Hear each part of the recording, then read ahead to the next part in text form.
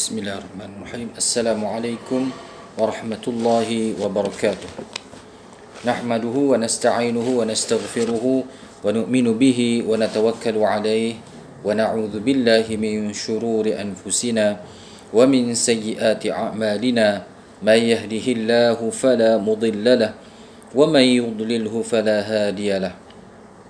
Wa nashhadu an la ilaha illallah wahdahu la sharika lahu ونشهد أن محمدا عبده ورسوله. قال الله سبحانه وتعالى في كتابه العزيز بعد أعوذ بالله من الشيطان الرجيم. يا أيها الذين آمنوا اتقوا الله وقولوا قولا سديدا يصلح لكم أعمالكم ويغفر لكم ذنوبكم ومن يطع الله ورسوله فقد فاز فوزا عظيما. صدق الله العظيم. وقال النبي صلى الله عليه وسلم من يرد الله به خيرا يفقهه في الدين أو كما قال صلى الله عليه وسلم. Alhamdulillah, syukur pada Allah Subhanahu Wa Taala yang telah mengurniakan kepada kita pelbagai nikmat, yang telah mengurniakan kepada kita di kalangan orang-orang Islam nikmat yang sangat besar, iaitu nikmat iman, di mana Allah Subhanahu Wa Taala memberikan dunia serta apa-apa yang berada di dalamnya daripada kenikmatan-kenikmatan yang sementara ini kepada sesiapa sahaja yang dia kehendaki, sama ada yang dia sukai ataupun tidak, sama ada yang beriman kepadanya ataupun tidak. Namun permata yang berharga, yang menjadi kunci, yang menjadi sebab untuk bermulanya kebahagiaan selepas kematian di dunia ini, ialah satu perkara yang sangat bernilai, yang diberikan kepada mereka yang terpilih, yang hanya diberikan kepada orang-orang yang beriman, orang-orang yang dikasihi oleh Allah Subhanahu Wa Taala. InsyaAllah rakaman kali ini ialah merupakan kuliah ta'mir surau Asy-Syakirin, Taman Lajenda Suria, dengan bersumberkan kitab Matla'ul Badrain wa Majma'ul Bahrain karangan Al-Muallif Syekh Muhammad bin Ismail Daud Fatani rahimahullahu ta'ala. Kita masih di dalam bab perkara-perkara yang membatalkan solat, iaitu apabila berlaku perkara-perkara ini di dalam solat, berlaku kepada orang yang sedang menunaikan sembahyang, sama ada sembahyang itu sembahyang fardu ataupun sunat, sembahyang sendiri atau berjemaah, maka batallah solatnya. Bila batal, perlu diulang balik, perlu sama ada jika batal kerana hadas, kenalah ambil wuduk semula dan mulakan semula solatnya. Adapun selain daripada perkara yang membatalkan solat, selain daripada perkara-perkara yang kita akan bincangkan ini, maka ada juga keadaannya di mana walaupun terlupa ataupun tertinggal, maka solat tidak batal, tapi perlu diulang balik, reverse balik, rujuk balik, i'adah semula, kembali semula ke tempat rukun yang ditinggalkan ataupun rukun yang terlupa itu, jika berlaku tanpa sengaja dan solat masih tidak batal, cuma kena tampung dengan sujud sahwi. Tapi perkara-perkara ini, seperti yang pertama, ialah perkara pertama yang membatalkan solat ialah bercakap-cakap ataupun mengeluarkan suara yang dikira bercakap dengan sengaja ataupun banyak ataupun dapat difahami. Ini perkara pertama membatalkan solat. Kemudian yang kedua, melakukan perbuatan bergerak dengan pergerakan yang besar dan banyak dan berturut-turut sebanyak 3 kali. Huraiannya telah diterangkan pada rakaman kedua pada bulan ini. Ini merupakan rakaman ketiga lah. Dan kita masuk pada perkara ketiga yang membatalkan solat, iaitu berhadas kecil atau besar semasa sembahyang. Jadi bila berhadas ni kita fahamlah, bila berhadas kecil maknanya batal wuduk. Kalau berhadas besar perlu mandilah. Berhadas kecil atau besar semasa sembahyang. Batal sembahyang seseorang yang berhadas besar atau kecil walaupun ia orang yang tidak dapat air. Bagaimana keadaan sembahyang ini batal kepada orang yang tak dapat air? Sebab apa? Sebab orang yang tak dapat air ni ialah orang yang tidak dapat, sama ada dia dipanggil tidak dapat air ataupun tak dapat tanah. Faqidut tahurain, orang yang kehilangan dua benda yang boleh menyucikan.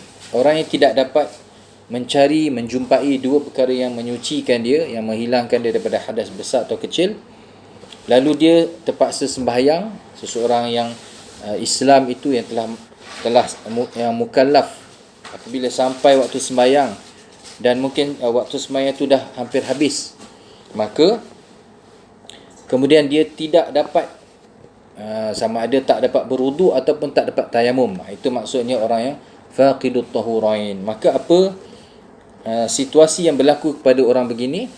Dia akan sembahyang dalam keadaan dipanggil hormat waktu. Sebab apa? Dah cari dah air, tak jumpa, ataupun memang tak boleh nak dapatkan air dan tak boleh nak dapatkan tanah untuk wuduk dan untuk tayamum, maka dia sembahyang dalam keadaan begitu. Tapi jika contohnya orang itu sembahyang di dalam keadaan tak boleh menggunakan air ataupun tayamum, contoh dia ni dikurung, mahbus, dikurung, jadi air pun tak ada, tanah pun tak ada, maka dia sembahyang. Tengah-tengah sembahyang, contoh dah rakaat ketiga, dia terkeluar angin, terkentut, maka sembahyangnya batal pada waktu itu. Walaupun dia memang sembahyang tu tanpa wuduk, tanpa ada wuduk ataupun bertayamum. Sebab apa? Sebab itu satu perkara barulah yang datang yang membatalkan wuduknya, iaitu terkeluar angin. Ataupun orang yang sentiasa berhadas, iaitu yang dipanggil daimul hadas, yang mana ia berhadas selain daripada hadas yang sentiasa bagi orang yang dalam keadaan daimul hadas ini. Ataupun ada satu keadaan lagi, orang yang sembahyang yang dipanggil orang yang sembahyang dalam keadaan memang berhadas. Maknanya dia pun sembahyang dimaafkan. Sebenarnya dia bukan dalam keadaan suci, sebab dia punya hadas sentiasa keluar. Ada dua jenis lah yang membatalkan wuduk ini, ataupun orang yang dipanggil daimul hadas ni. Satu, orang yang sentiasa keluar angin, dipanggil salasur rih, sentiasa keluar angin, keluar angin daripada punggungnya, maka bila keluar angin ni batal wuduk. Tapi oleh kerana dia sentiasa keluar, tak ada masa yang dia tak keluar angin yang masa itu cukup untuk habis satu sembahyang, maka dia perlu sembahyang dalam keadaan begitulah. Habis wuduk, kemudian dah habis wuduk, waktu pun dah masuk, maka dia pun sembahyang. Kalau kata contohlah orang yang sentiasa keluar angin, ataupun orang yang sentiasa silsilatul baul, sentiasa keluar menitis air kencingnya, dia boleh juga, cara dia nak sembahyang ialah dia tunggu waktu dah masuk, ataupun kalau dia ni ada waktu yang cukup, dia memang ada, dia boleh agak, dia boleh faham dah keuzuran dia, ada waktu yang cukup untuk dia sembahyang dalam keadaan selesai sembahyang tu sebelum keluar angin atau air kencingnya, maka dia perlu tunggulah waktu tu.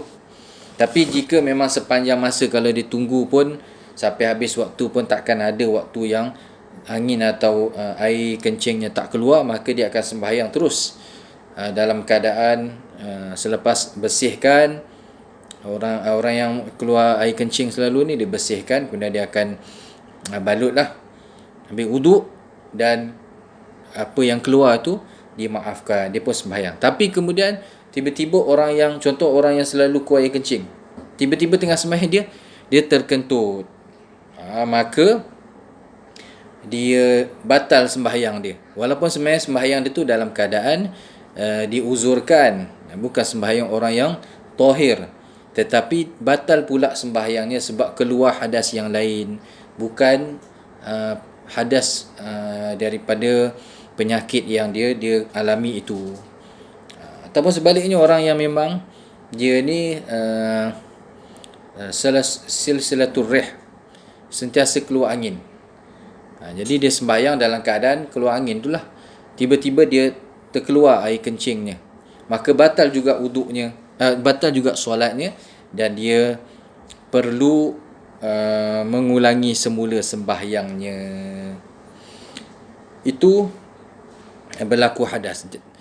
Jadi bagi orang yang tidak uzur, maka apabila keluar saja angin contohnya, ataupun keluar air kencing, maka solatnya serta-merta batal. Dan sebab itulah bagi orang yang normal ini, sebelum sembahyang, apabila dia menunaikan qada hajat, buang air kecil, maka buang air kecil itu dalam keadaan yang mengikut syarak, dengan cara yang ditunjuk ajarkan oleh syarak, iaitu kita ni sebagai orang Islam, kalau lelaki kita akan buang air dalam keadaan duduk, dalam keadaan biasa, melainkan ada uzur. Jadi orang biasa ni dia duduk, yang terbaik ialah duduk mencangkung. Dan dalam keadaan itulah yang memang kena dengan sifat tabiat manusia sebenarnya. Tapi kalau kata dah memang ada keuzuran, seperti kaki sakit, lutut sakit, ataupun badan berat, maka duduklah di atas tandas yang mangkuk tandas tu. Dan kecuali orang yang memang uzur. Uzur ni maksudnya mungkin dalam keadaan satu situasi, ada orang yang dia ni kalau buang air, dia memang akan buang air dalam keadaan berdiri. Kalau tak boleh nak buang air, contohnya tak keluar.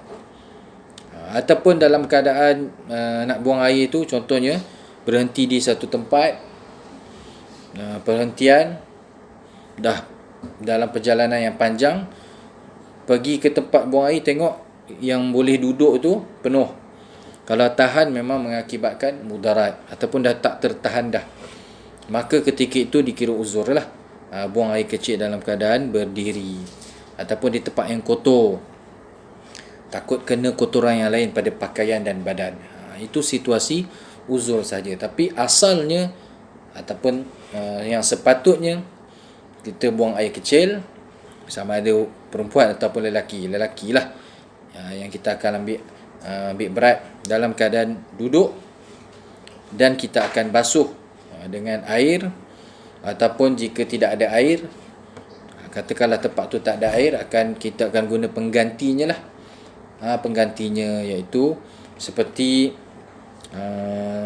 batu ataupun tisu, dengan syarat-syarat tertentu. Baik, maka apabila seorang Islam itu, dia perlu jagalah sentiasa pakaiannya dalam keadaan suci, melainkan memang terkeluar, itu kita uruskanlah. Tapi dalam setiap masa kita perlu jaga buang air kecil kita. Kerana kalau tidak jaga, buang air tak habiskan, tak basuh dengan baik sehingga najis terkena pada pakaian, maka apabila dibawa dalam solat, mengakibatkan solat tidak sah. Bahkan salah satu azab kubur, na'udzubillah, yang berlaku ialah kerana tidak membuang air kecil dengan betul, tak menghabiskan buang air kecil dengan betul, tidak menjaga ketika buang air kecil, yang menjadi sebab tidak sahnya ibadah, lalu tidak dikira menunaikan ibadah. Itu perkara yang membatalkan solat yang ketiga, berhadas kecil atau besar. Berhadas besar ni mungkin jarang berlaku lah, tapi boleh berlaku. Terkeluar masa tengah sembahyang, dia boleh juga berlaku, tak mustahil. Jadi hukumnya samalah, batal wuduk. Batal sembahyang.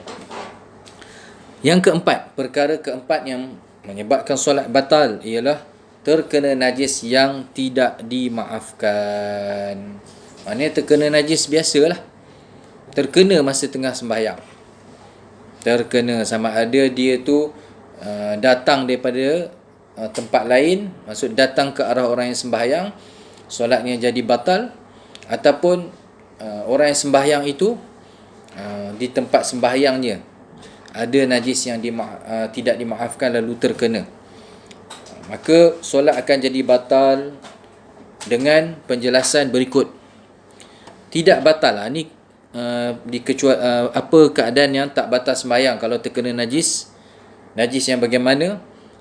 Jika terjatuh najis yang kering, tidak batal sembahyang. Jika terjatuh najis yang kering, maknanya kalau terjatuh najis yang basah, bagaimana? Kita tengok. Terjatuh najis yang kering ke atas pakaian atau badannya, lalu dikibaskannya sebaik sahaja ia jatuh, iaitu sebelum masa sekadar tumakninah. Ini kalau najis kering jatuh. Contohlah tek cicak. Biasanya tek cicak lah. Tapi tek cicak pun kalau baru, dia tak kering, dia basah. Katakan tahi cicak yang memang daripada atas, kemudian dia jatuh, dia tiup angin dan sebagainya, dan kita perasan, lalu jatuh ke atas pakaian ataupun badan, tapi dikibaskan sebaik saja jatuh. Mana masa najis tu lekat ataupun singgah di pakaian ataupun badan, tidak lebih masa tumakninah, mana betul-betul sekejap. Atau terjatuh najis yang basah lalu dicampakkan bersama dengan tempat yang terkena itu sebelum berlalu masa tumakninah, tanpa digenggam atau ditangguhkan. Masa tumakninah ini ialah anggaran masa yang pendek sahaja, seperti masa tumakninah dalam rukuk dan juga sujud, iaitu dengan kadar subhanallah. Kalau najis yang basah jatuh, contoh macam najis burung lah. Najis burung di tempat sembahyang yang mungkin terbuka ataupun burung lalu perasan, orang sembahyang tu perasan najis jatuh, dan dia sempat jatuhkan. Contoh kena pada kepiah, kena je dia sempat jatuhkan dengan waktu yang sangat singkat lah. Tak boleh bila dah jatuh tu sempat fikir dulu apa yang kena ni, ataupun sempat bau dulu. Itu dah dikira lama. Kalau begitu situasinya, maka solat terus terbatal, kerana kita dikira sempat menanggung najis. Kalau najis kering tu bolehlah kibaskan ataupun jatuhkan dia lah, najis yang kering tu. Ada juga satu situasi kita menanggung najis dalam sembahyang. Beberapa situasi lah. Antaranya contoh seperti yang ada anak-anak kecil. Jadi bila anak-anak tu datang, anak kecil tu datang, lalu pergi ke arah ibu atau ayahnya yang sedang sembahyang, maka jika dia memang sekadar dia lalu aja, dia pergi ke tepi, dia pegang, dan kita bukan sampai mendukungnya ataupun meribanya, maka tidak batal sembahyang. Tak mengapa, tak kenalah kesan tu. Tapi jika dia sempat duduk ataupun kita dokong pula, maka solat boleh jadi batal. Sebab tu untuk berkenaan dengan hadis Rasulullah sallallahu alaihi wasallam menanggung ataupun mendukung cucu baginda ketika solat, maka perkara itu ada keterangannya, iaitu dalam keadaan tidak bernajis. Dalam keadaan budak itu tidak menanggung najis. Jadi kalau kata lepas, memang nak dukung tu betul-betul lepas bersihkan, tukar dia punya pampers, dan kita pun pasti dia belum lagi buang air, tak sempat lah kalau baru macam tu, maka dibolehkan, diharuskan. Tapi kalau yang terbaiknya, contohlah, contoh kalau mak ayah, ibu bapa ni sehingga sembahyang, ada anak kecil, katakanlah lelaki, mak dengan ayah, maka contohnya masuk waktu nak sembahyang dengan imam, maka pilihannya ialah biarlah anak atau mak yang jaga dulu, ayahnya pergilah sembahyang dengan jemaah, kemudian habis barulah ayah pula jaga anak, kemudian maknya sembahyang. InsyaAllah pahala berjemaah itu isteri mak akan dapat daripada pahala dia menjaga anak, kerana memberi laluan kepada suami ataupun ayah mendirikan sembahyang bersama dengan imam, bersama dengan jemaah. Jadi kalau nak sembahyang yang berlaku tu, ayah nak kena jaga, nak kena dukung, maka perlu dipastikan bahawa anak itu tidak menanggung najis.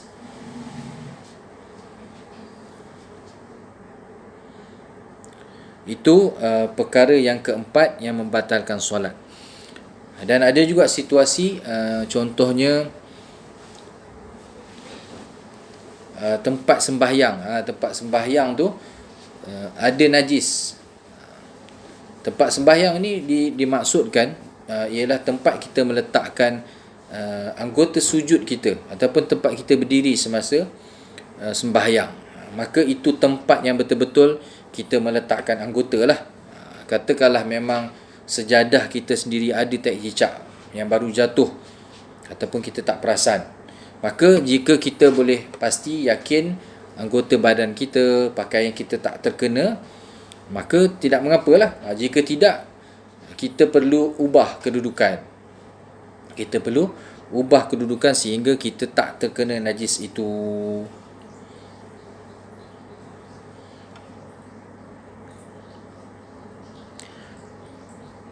Ada satu situasi seorang menanggung najis sebab di dalam pakaian dia ada bangkai. Perlu kita fahami bahawasanya bangkai ini ada yang dimaafkan, ada yang tak dimaafkan.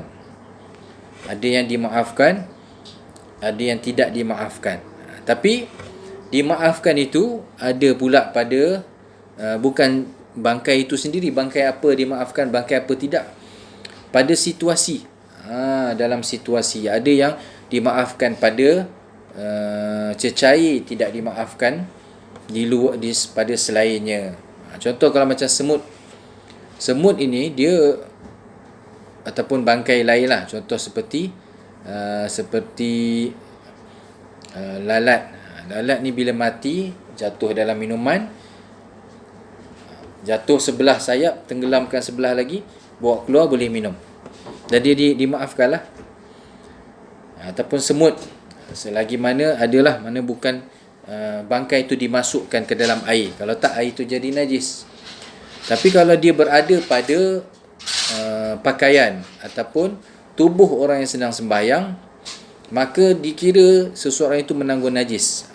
Dan memanglah anggota serangga ataupun bangkai yang ditanggung itu biasa bangkai yang kecil lah. Tak adalah orang tanggung sembahyang bangkai yang besar-besar. Tak ada orang sembahyang kucing mati ditanggung, tak. Biasanya kalau datang kucing tu, kucing yang hidup lah. Dan masalah kucing yang hidup ni pun berkait juga dengan najis terkena pada orang yang sembahyang. Sebab apa? Bulu najis ni dalam mazhab Syafi'i dikira sebagai najis, bulu yang bercerai daripada binatang yang masih hidup. Jadi kita kalau orang yang memang dia ini dah biasa, memang dia menjaga kucing, dalam rumah dia ada kucing, maka adalah kemaafan. Dia tengok, pastikan tak terkena, dia kibaskan saja. Dia memang kalau kering kibaskan je lah. Kalau yang sedikit itu dimaafkan. Namun begitu, kalau banyak tidak dimaafkan, maka perlu berhati-hatilah. Bukan tak boleh bela kucing, boleh. Tapi untuk sembahyang itu perlu berhati-hati. Tapi kalau kata memang masa sembahyang, kadang ada kucing yang masuk dalam dewan solat, masuk dalam saf. Jadi kadang dia pergilah. Maka itu tidak dapatlah dielakkan. Cumanya kalau perasan juga banyak, maka pastilah seeloknya diulang kembali sembahyang itu. Kalau perasan lepas sembahyang tengok penuh dengan bulu kucing. Kalau bangkai ni contoh mungkin bangkai semut sahaja. Tapi kemudian kita sedar ada bangkai dalam poket kita. Ataupun bangkai cicak, bangkai lipas, anak lipas, bangkai kumbang. Ini semua dikira sebagai bangkai yang memang kecil lah. Kalau dalam masalah air itu, kalau tak berubah memang dimaafkan. Kalau tak berubah dimaafkan. Tapi dalam sembahyang, kalau kita menanggung bangkai itu, maka sembahyang itu dikira batal. Kalau dah selepas habis sembahyang baru sedar, maka diulang balik. Tidak ada masalah, ulang balik pun dapat pahala lebih, insya-Allah. Apa-apa perkara yang kita usaha, yang kita tanggung di dalam menunaikan ibadah ini, sama ada orang tidak ada keuzuran, tapi dia buat tu beberapa kali untuk pastikan benar-benar menepati syarak, benar-benar menepati apa yang ditunjukkan, yang berpandukan kepada mazhab fiqah imam, contoh mazhab Imam Syafi'i. Kita jaga dengan betul apa yang kita pelajari daripada para guru, dan kita tak bermudah-mudah. Sebab tu kita hanya berpandukan ataupun kita mempraktikkan, mengamalkan satu mazhab, dan mazhab yang lain juga bukannya bermakna kita amalkan satu mazhab, kita menolak mazhab lain. Dan itu juga tidak bermakna kita dikira fanatik mazhab. Sebab kalau ambil yang mudah tanpa ada pengetahuan yang benar, yang kukuh, nanti kita terlibat pula dalam bermudah-mudah dalam mengambil hukum, ambil yang ringan, dikira tatabu'ur rukhas, bermudah-mudah mencari keringanan di dalam amalan agama. Jadi itu tidak boleh, tak dibenarkan. Maka memanglah dalam setengah situasi, contohnya dalam mazhab Syafi'i, nampak macam lebih sukar, tetapi sebenarnya bila lebih sukar, kita lebih menjaga. Bila ada lebih mujahadah, maka lebihlah pahala, lebihlah ganjaran, insya-Allah di sisi Allah Subhanahu Wa Taala. Bukan bermakna bila ada mazhab lain yang lebih mudah dalam satu bab, contoh nanti kalau tersentuh batal tak batal, memanglah nampak macam susah, tapi sesusah mana?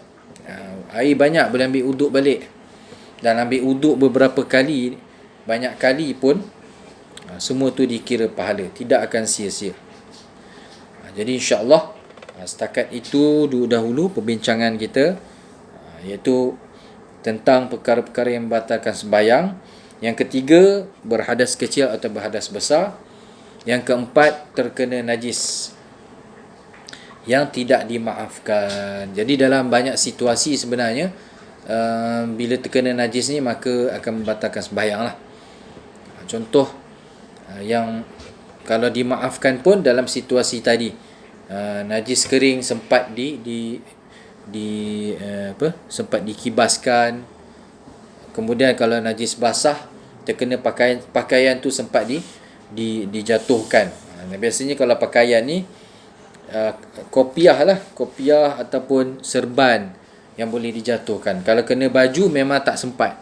Kalau kena najis basah, kena baju, maka boleh dikatakan pastilah batal sembahyang. Apa boleh buat? Memang pernah berlaku lah. Kalau yang biasa berlaku ni, kena najis burung lah, yang daripada atas. Kalau di bawah, najis yang mungkin baru disedari. Biasanya masalah pada tahi cicak. Tahi cicak ni mungkin kita nampak ringan, sebab dia bila kering tu dia memang mudah. Tapi ada caranya untuk kita menguruskan tahi cicak ini. Boleh rujuk kepada ustaz yang ada menerangkan bagaimana hukum membersihkan tahi cicak, sama ada di tempat sembahyang ataupun di rumah-rumah kita, di mana kita hilangkan dahulu najisnya yang kering itu, kemudian di tempat itu kita percikkan air, kita alirkan air. Bukan mana nak basuh, tapi kita ada satu proses, ada percikkan ataupun ada alirkan air yang mengalir. Bukanlah sampai nak basuh, habis basah tempat itu ataupun basah lantai itu. Tapi bukanlah semudah hanya menyapu semuanya, bercampur lantai yang dah daripada lantai tu bersih, dibawa tahi cicak tu dibawa ke daripada satu tempat, dibawa kumpul ke satu tempat. Itu bukan cara dia. Dia diuruskan satu-satu tempat. Itu tahi cicak. Sebab apa? Tahi cicak ni kita banyak berhadapan lah, dan orang menguruskan masjid pun banyak berhadapan. Satu lagi, kalau tempat yang masjidnya terbuka, banyak uruskan tahi burung. Tapi insya-Allah lah, kebanyakannya dah mula menguruskannya dengan betul, berpandukan mazhab Syafi'i.